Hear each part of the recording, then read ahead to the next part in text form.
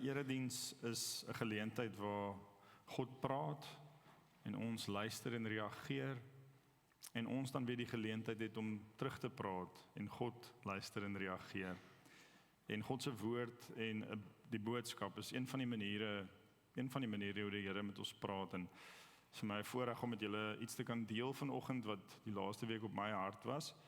En ons lees saam uit Romeine 8 vers 13 tot 16, ons tema vir vanoggend, nie meer 'n slaaf nie, maar 'n kind.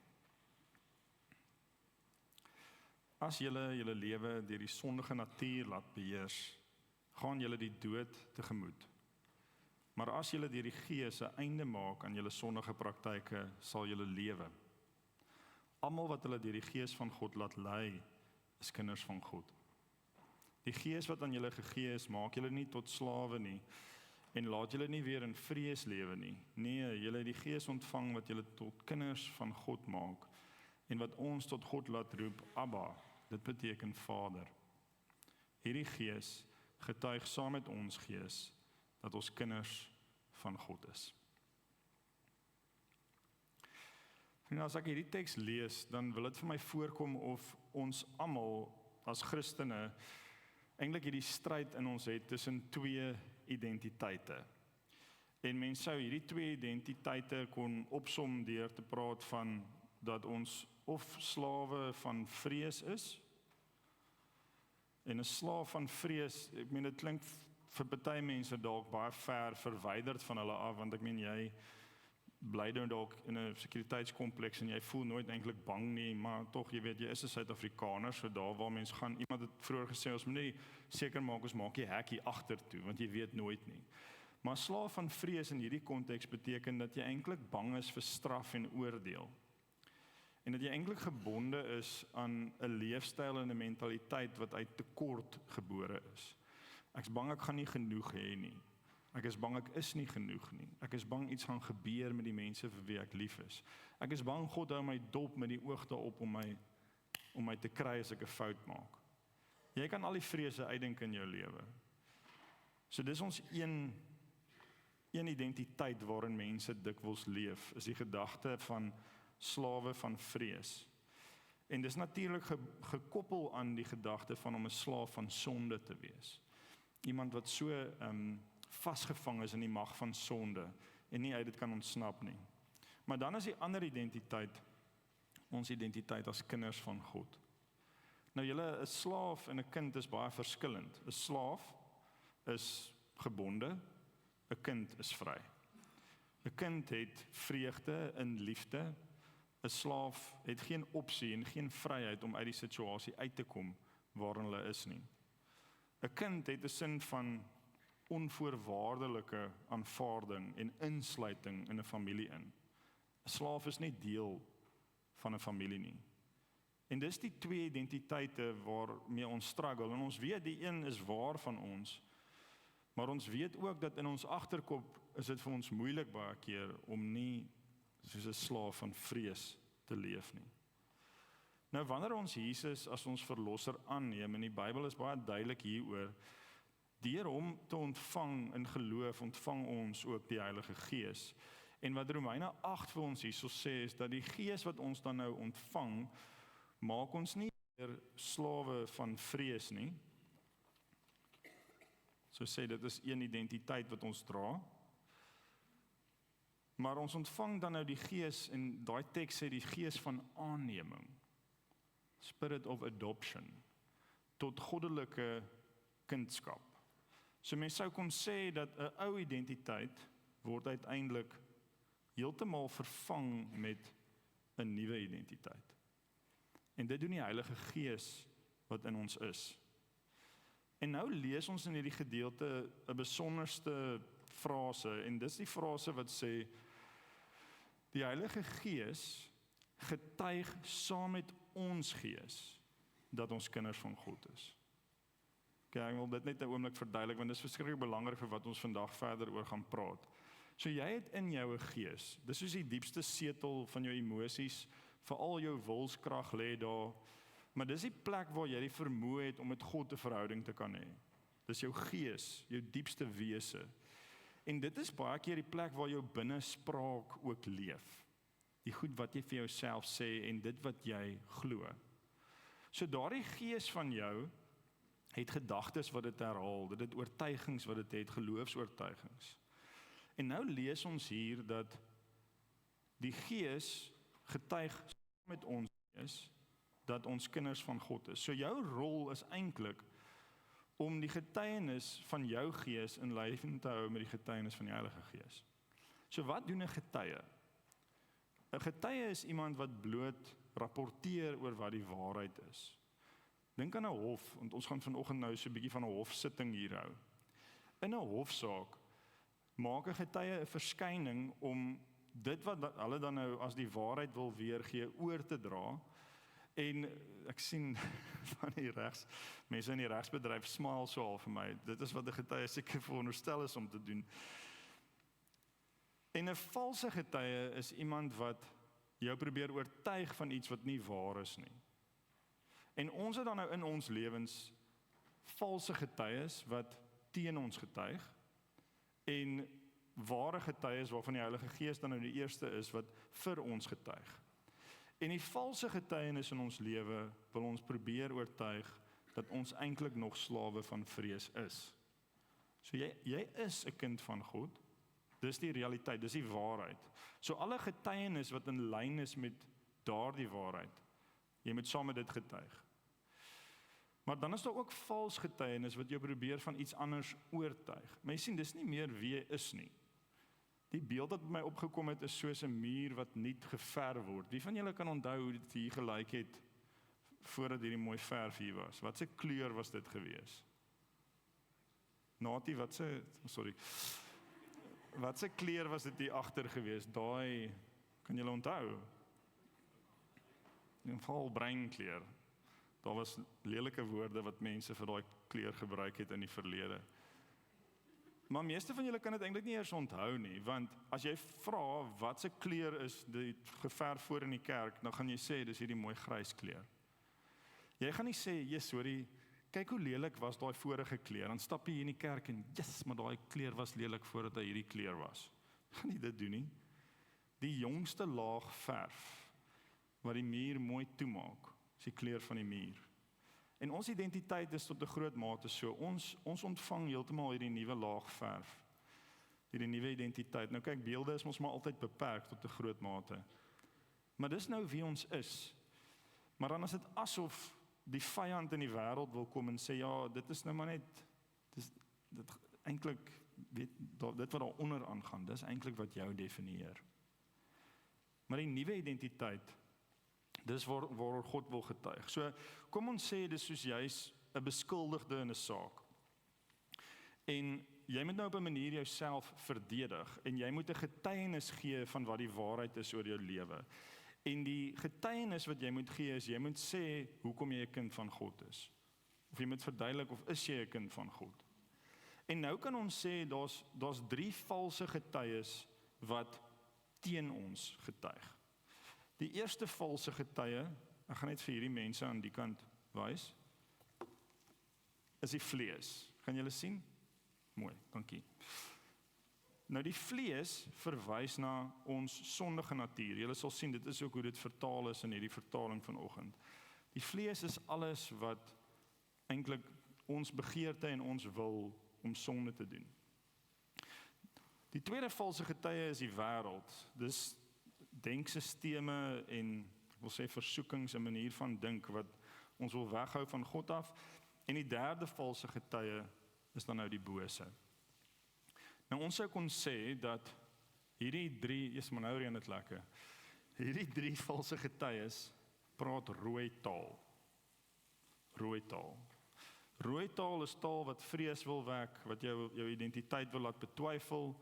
Rooi taal is dit wat jou gees wil laat ontken dat jy 'n kind van God is. Ons sal nou meer oor hulle sê.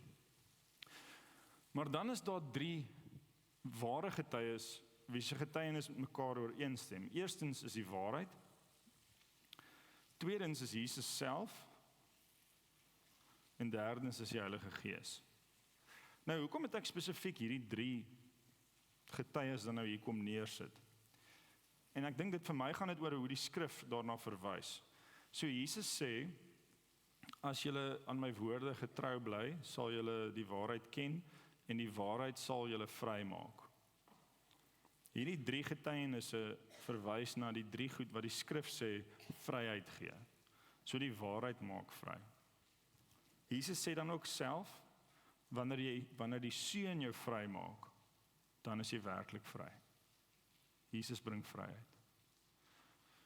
En dan lees ons ook in die skrif, waar die Gees van die Here is, daar is vryheid.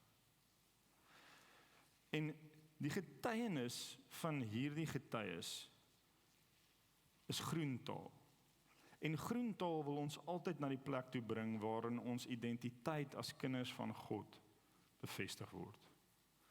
Rooi taal wil ons altyd na die plek toe bring waar ons eintlik na daai ou laagverf toe gaan en onsself dan nou eintlik oortuig, maar jy weet, eintlik is ek nog 'n slaaf van vrees. En ek wil vir julle nou 'n paar voorbeelde wys van hoe dit uitspeel in ons lewens. So sien nou so half hierdie getuie wat nou hier sit in hierdie stoel en nou, ek wil sê, teen jou praat. So die vlees is daardie deel van ons wat vir ons sê, dis eintlik goed om sonde te doen.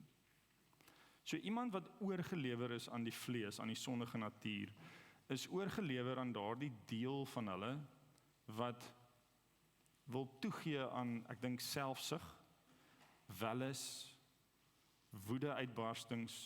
Dis die vlees wat getuig vir jou as jy in die verkeer is en die persoon ry voor jou in, né? Die Gees sê nie vir jou om jou hand te lig in daai oomblik nie. Die vlees sê vir jou, dis nou, is my vrou, ek is jammer, die laaste tyd het ek 'n paar oomblikke gehad in die kar, né? En sy het net gesê, my lief, ons doen nie dit nie. Sy is reg. Paulus sê, dis nie meer ek wat dit doen nie, dis die sonde wat in my leef.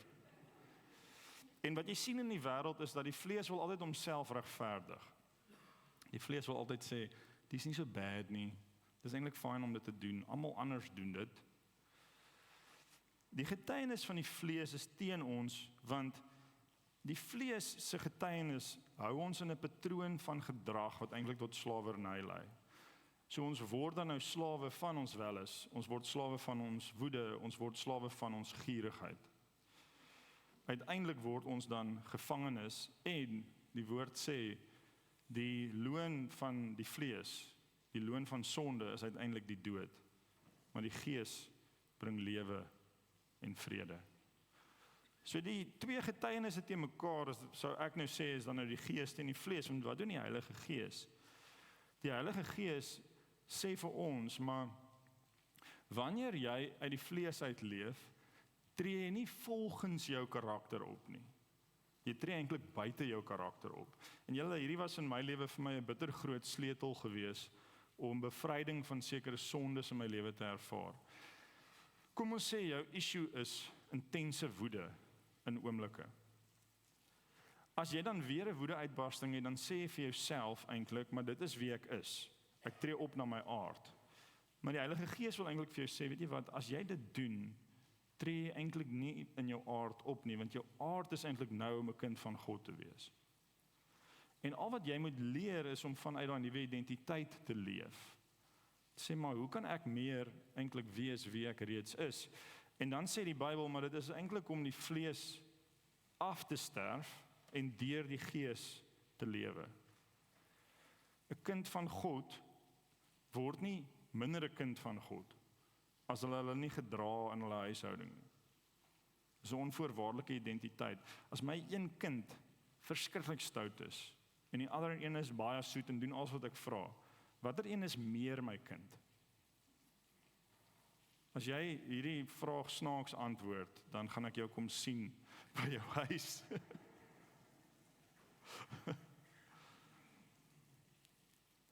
So die Gees maak vry. En die Gees wil jou help om los van die bande van sonde en verslawing te leef. Maar dan moet jy in jou gees saamgetuig met die Heilige Gees dat jy 'n kind van God is en 'n kind van God leef anders.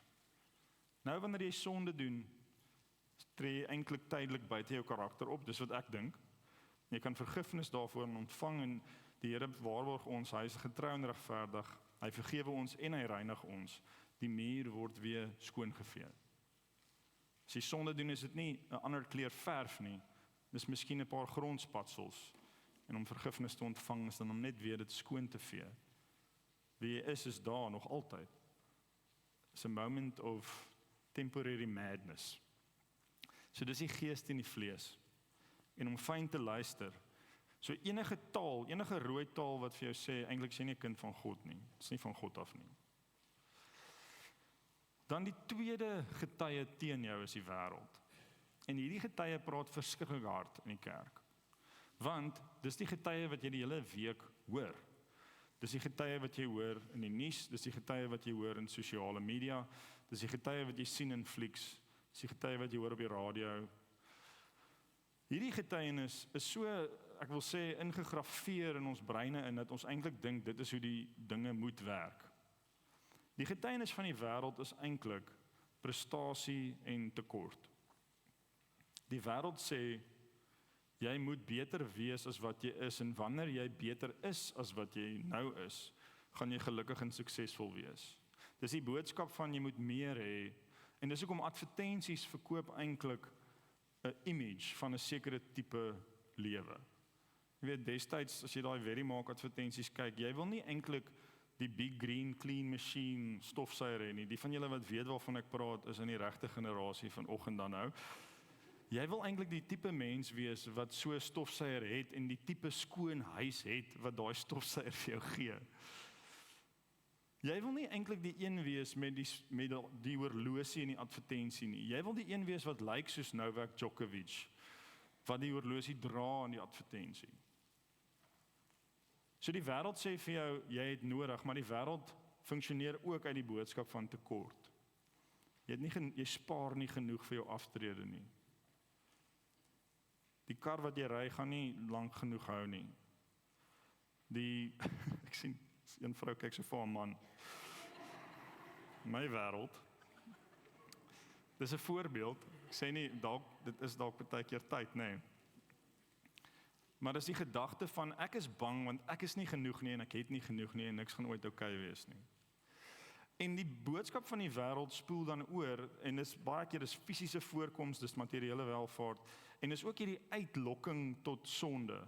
Want die wêreld se boodskap is ook maar jou lewe is eintlik droog en bland as jy sommer nou net 'n Christen is. Jy kort iets om dit op te spice. En gewoonlik is daai iets om dit op te spice, nie iets uit jou nuwe identiteit nie. Dis iets uit jou ou identiteit. Die wêreld wil ons eintlik oortuig dat ons onsself op 'n manier moet en kan red. En dat ons nooit genoeg sal wees of genoeg sal hê nie. Kan jy hierdie hoor in jou lewe? Die rooi taal daarvan en kan jy sien hoe dit jou eintlik 'n slaaf maak van vrees? Maar wat sê Jesus hieroor? Jesus sê, in die wêreld gaan julle dit moeilik hê, maar hou moed, ek het die wêreld klaar oorwin. Die wêreld se boodskap is, jy kort meer, jy is nie genoeg nie. Jesus sê, my prestasie, wat ek behaal het, as jou verlosser, is meer as genoeg vir alles wat jy nodig het in jou lewe. Jesus sê, hy sterf vir ons terwyl ons nog sondaars is. Toe ons nog magteloos was, sterf hy vir ons. Met ander woorde, toe ons niks gehad het nie. Meer as dit, terwyl ons nog vyande van God was, sterf hy vir ons.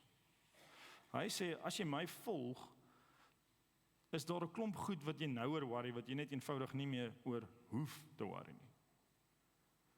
As jy besorg is en bemoeid is met die koninkryk van God, dan sal die wêreld so goed, dis 'n joke eintlik. Dis eintlik 'n massive joke, om te dink jy het dit nodig, as jy vir Jesus het.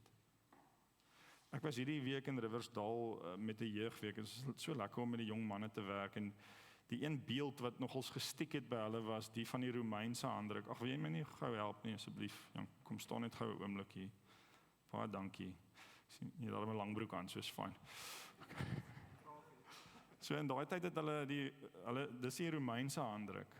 En die Romeinse handdruk is so dat as jy my nou los, dan hou ek nog steeds aan jou vas. Nou, ek gaan nou nie vir jou vra om te probeer losbreek nie, want ek is nie sterk genoeg nie. Dankie, jy kan maar gaan sit. En die woord wat Jesus gee is dat almal wat na my toe kom, gee ek die ewige lewe. En niemand kan hulle uit my hand uitruk nie. En die boodskap aan hierdie jong mense was eintlik net eenvoudig. Jy twyfel en jy sukkel en jy hoor eintlik hierdie rooi taal wat sê, nie goed genoeg Christen nie, nie naby genoeg aan die Here nie, luister nie mooi genoeg nie. Terwyl Jesus sê, weet jy wat, jy los soms, ek hou vas. Jy twyfel dikwels, ek hou vas. Jy sondig telke male, ek hou vas. Jy probeer self soms los stoei, jy maak soos die verlore seun en jy wil gaan, ek hou vas. En niks en niemand kan jou uit my hand uitruk nie. Dit is bevrydend vir my. Ek het amper hierdie prentjie gekry van, jy weet, 'n mens se arm wat amper in Jesus se arm in versmelt is, jy weet, dat dit amper onmoontlik raak vir hom om, jy weet, hierdie eenheid met hom, soos daai wingerdstok, bly in hom soos wat hy in jou bly. Dis die groen taal van Jesus teen die rooi taal van die wêreld. En dan is daar die bose, natuurlik.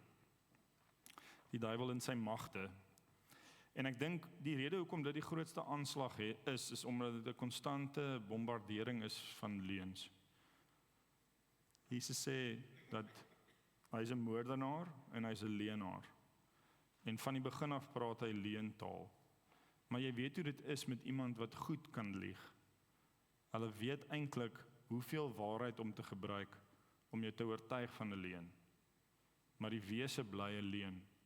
Daar's mos daai gesegde, of dit waar is of nie, weet ek nie, maar blykbaar is rottegif 99% gewone kos en 1% gif. Nou, dis wat die duiwel doen, is hy verpak goed vir jou op 'n sekere manier, dat dit vir jou lyk of hierdie eintlik reg moet wees. Maar uiteindelik is dit fataal, want sy grootste aanval is om jou identiteit aan te val.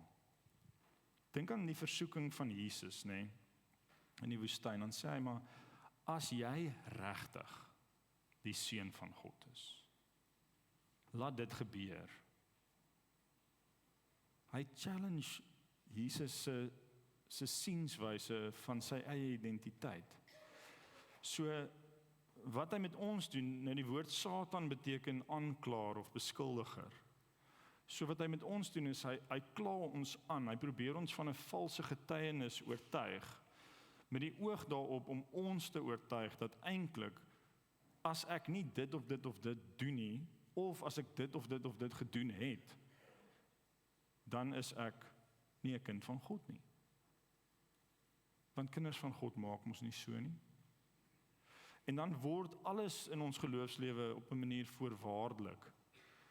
Jy moet dit doen en dit doen en dit doen en dan moet jy dit doen en dan moet jy so maak en dan moet jy so praat en dan moet jy so bid en dan moet jy dat doen. Dan kan jy nou na die volgende fase toe gaan en so hou hy ons besig binne in kerke.